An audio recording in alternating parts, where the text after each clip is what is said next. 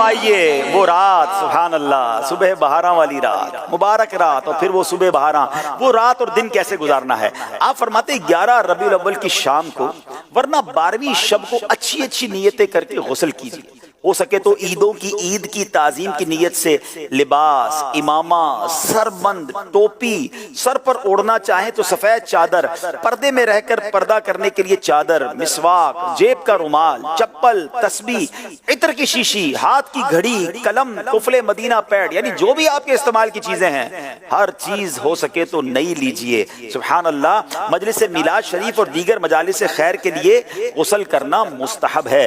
سبحان اللہ۔ اور اب جب 12ویں رات اجتماع میلاد میں گزاریں اور بوقت صبح صادق اپنے ہاتھوں میں مدنی پرچم اٹھائے، درود و سلام پڑھتے ہوئے اشک بار آنکھوں سے صبح بہاراں کا استقبال کیجئے اور سبحان اللہ جھوم کر آقا کی آمد کے نعرے لگائیے۔ مسلمان صبح بہاراں مبارک، مسلمان صبح بہاراں مبارک،